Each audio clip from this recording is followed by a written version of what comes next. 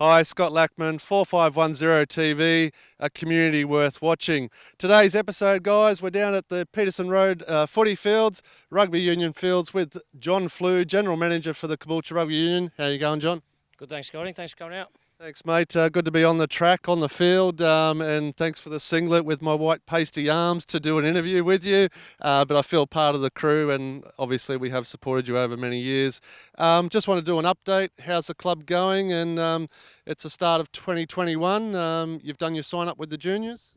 Yeah, mate, so we had the two sign-on days over the last 2 weekends. They went really well.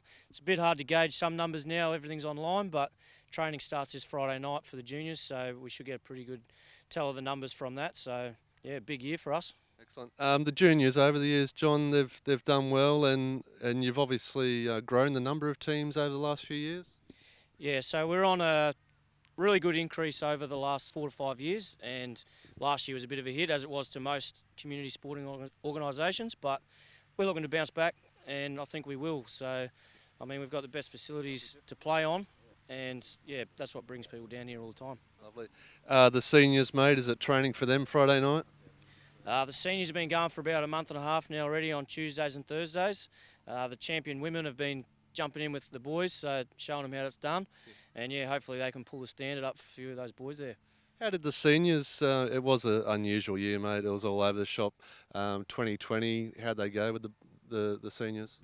Our senior men had a bit of a rough run. We only won one game, which we've had 2 really lean years, but yeah, we're looking to build. We've got a bit of continuity here. Jason DeCock's here for his second year as coach, which is a good asset to the club. And yeah, we're really looking to build up. We've got a really young squad, so being able to bring these guys through and give them plenty of time, you know, the next 5-10 years, we're really positive for the club. Excellent. Your role as general manager, just for the viewers, give us an update. You're a jack of all trades. Are you still on the patch as well, or? I'm undecided at the moment if I'm going to run this year. I'm a bit of a cricket player as well at the moment, so that's taken up a bit of my time. But yeah, getting around coaching, doing all the school stuff, getting involved with all the community around here, trying to build relationships with North Lakes Leopards down the road, Pine Rivers Pumas, and really trying to get that whole Moreton Bay feel going on, which is going to help rugby in the region. So yeah, a bit of that.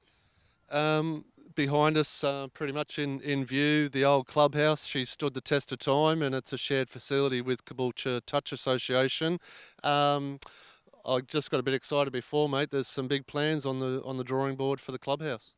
Yeah, it's been here for over about 35 years, I think, so I don't think there's been much done to it since. So, yeah, the guys that built it did a good job at the start, but we're definitely time for a freshen up, and now there's more women playing both sports. Touch has got a massive female contingent, so the change rooms aren't quite up to scratch what we need them to be. So, yeah, we've got DA approval already. We're just waiting on a bit of funding to get signed off, and then, yeah, knock this one down and build a flash one, bring us into the 21st century. Yeah, beautiful. Now, funding-wise, you've got support,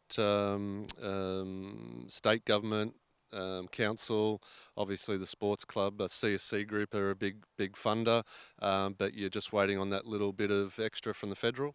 Yeah, just waiting for all of the levels of government to align and do everything right.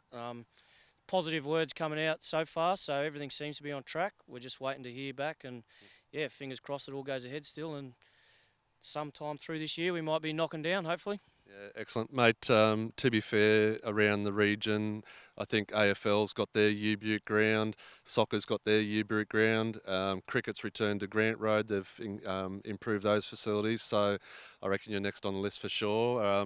And with some of that community support, I imagine you're still looking for local businesses to be sponsors of the club?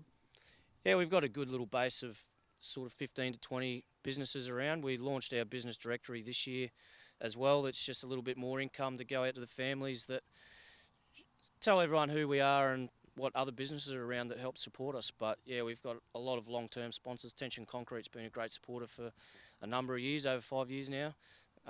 Remax Living, McDonald's in the local area, they're all pretty good. And yeah, we look forward to building on these relationships and getting us further forward into the rugby community. Spot on. Let's finish with a highlight. One of the juniors, for the viewers, might have seen him on Saturday night playing for the Reds, Ryan Smith. Tell us about young Rhino. Yeah, Ryan, Brad Thorne lookalike. Yep. Like, he's been getting a bit of stick from the Reds boys, I think. But, yeah, played all his junior footy here. His old man Peter was one of the founding players for Caboolture Rugby. He runs Caboolture Law down there. And, yeah, he made his way through the juniors here.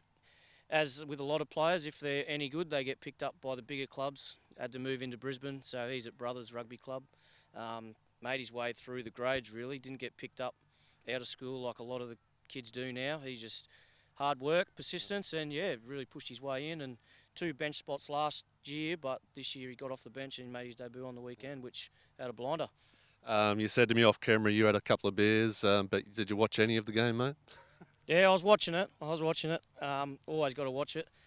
Disappointed I didn't get down there, actually. I had to get up to Noosa for cricket on Saturday. But, yeah, watching the game, the Reds, they're exciting this year, I think. And them and the Brumbies are going to be hard to beat. But the more Caboolture talent in there, the better chances we got, I reckon. Yep. Just again, you go around the local schools. That's like a development program you're doing, mate?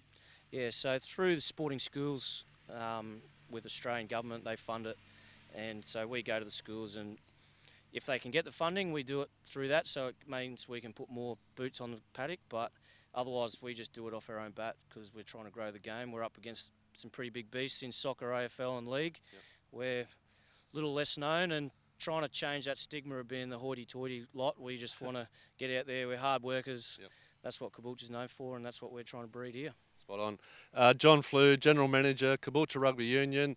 Get behind the boys in 2021, and yeah, if you see young Rhino Smith running out on the Reds, be proud he's a Caboolture boy. And yeah, I remember Rhino as a kid, Peter's son, and testament to their family. They're always a good supporter of Rhino with his games, and it's possible. If you're a junior out there, have faith, keep working hard, and you too could be playing alongside one of your heroes one day. But thanks, John, and all the best with the clubhouse, and stay tuned. Thanks, Scotty. Appreciate it.